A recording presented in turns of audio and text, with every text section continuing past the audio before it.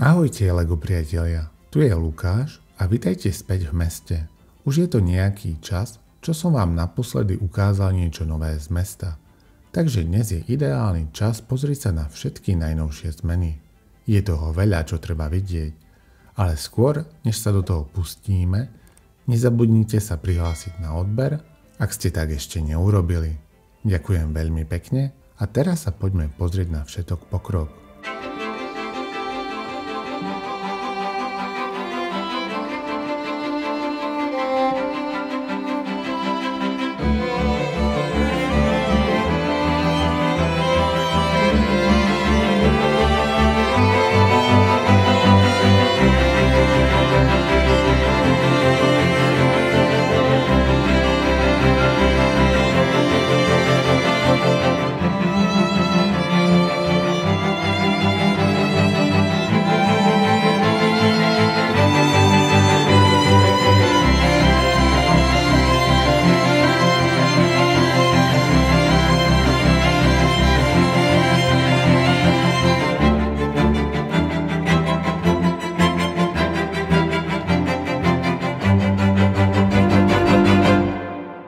Začneme napravo a postupne sa presuňme po hlavnej ulici, kde je väčšina obchodov už dokončená. Hoci jeden ešte potrebuje pár posledných úprav a ďalší čaká na novú fasádu. Momentálne len čakám, kým dorazia chýbajúce dieliky. Ako prvý je napravo nový rohový obchod, ktorý vlastne spája dve jednotky do jednej. Vo vnútri nájdete presne to, čo obyvatelia môjho malého Lego mesta potrebujú. Stredoveké doplnky do svojho interiéru. Je tu celý výber, sekery, meče, drevené koleso, ba dokonca aj reťaz, keby niekto náhodou plánoval uväznenie. Hneď vedľa je rozšírený hudobný obchod, ktorý je v podstate väčšiu verziu pôvodného. Vďaka pridanému priestoru má teraz oveľa väčší výber hudobných nástrojov. Nad oboma obchodmi sa horné poschodie tiahne naprieč dvomi jednotkami. A hoci je vonkajšia konštrukcia hotová, interiér ešte potrebuje doladiť. Mojím plánom je premeniť ho na plne funkčný byt. Keďže som to navrhoval modulárne, stačí už len pridať schodisko, ktoré prepojí horné poschodie. A to je niečo, čo chcem stihnúť dokončiť do konca roka. Ak sa posunieme ďalej, dostaneme sa k malému kiosku. Predná fasáda už začína pekne naberať tvar, ale stále potrebuje trochu doladenia, aby som bol spokojný.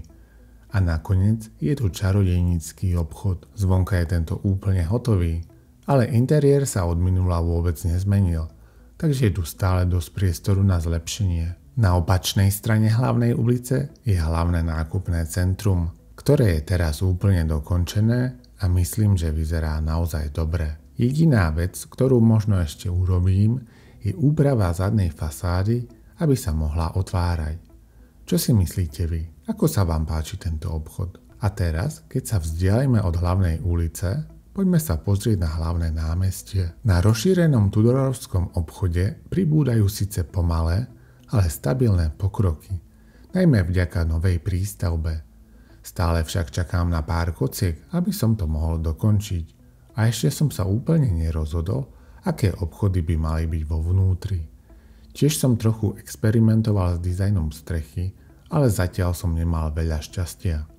Na druhej strane podarilo sa mi vylepšiť strechu na stredovekej tržnici a myslím, že teraz vyzerá oveľa lepšie než minule. A teraz sa presuňme k najväčšej budove v Lego meste, teda k radnici. Nachádza sa priamo oproti stredovekej tržnici a tudorovskému obchodu a už teraz začína pôsobiť naozaj obrovsky. Začneme prednou fasádou, ktorá je jednoznačne najvýraznejšou časťou stavby. Budova bude mať dve poschodia a dominantný centrálny vchod, ktorý z oboch strán lemujú rovnaké krídla. Musím povedať, že s farebnou kombináciou som naozaj spokojný. Piesková, stredne nugátová a červeno-hnedá spolu skvele ladia a dodávajú stavbe klasický a elegantný vzhľad. Pred budovu som pridal malé záhradky, čisto na ozdobu, no pekne zjemňujú celkový dojem. Bočné strany budovy sú jednoduchšie v porovnaní s prednou fasádou, ale stále pekne dotvárajú celok. Vo vnútri bude na prízemí dvojica veľkých klenutých miestností, bez konkrétneho určenia. Skôr to bude taký flexibilný priestor. Hlavným trhákom je však obrovské schodisko uprostred, ktoré povedie na druhé poschodie. Horné poschodie bude celé otvorené a momentálne skúšam 2 rôzne vzory podlahy, aby som zistil, ktorá sa hodí lepšie. Osobne sa mi páči viac tento z nich, pretože viac ladí s celkovou estetikou budovy. Ale rád by som vedel, ktorý by sa podľa vás hodil viac. Tento projekt mi zaberá väčšinu času a plánujem ho dokončiť čo najskôr, keďže pôjde o kľúčovú dominantu celého mesta. A teraz sa presuňme k poslednej budove prvej fázy, ktorá je stále vo výstavbe. Bude to knihkupectvo s malou pekárňou na jednej strane a holičstvom na druhej. Pri návrhu knihkupectva som sa inšpiroval darčekovým LEGO Idea setom Books Are My Passion, ktorý vyšiel asi pred rokom. Ten malý set sa mi veľmi páčil a preto som sa rozhodol rozšíriť tento koncept na plnohodnotný obchod. Plán je, aby budova mala 2 až 3 poschodia s majestátnou stenou plnou kníh, ktorá bude siahať až po samotný strop najvyššieho poschodia.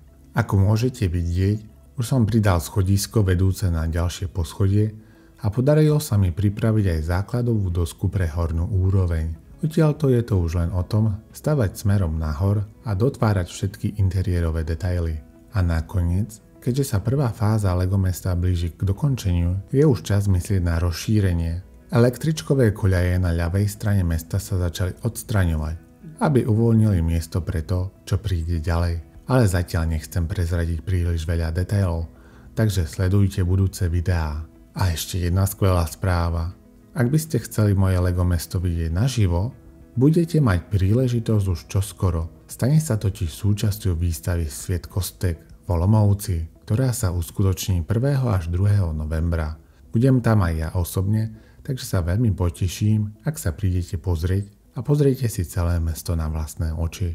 A to je v podstate všetko, čo sa za posledný mesiac či 2 v LEGO meste udialo. Budem veľmi rád, ak mi do komentárov napíšete, čo si myslíte o najnovších novinkách a či by ste niečo zmenili alebo radi videli pridané. A ak by ste chceli podporiť rozširovanie mesta, použitie affiliate odkazov je skvelý spôsob, ako pomôcť.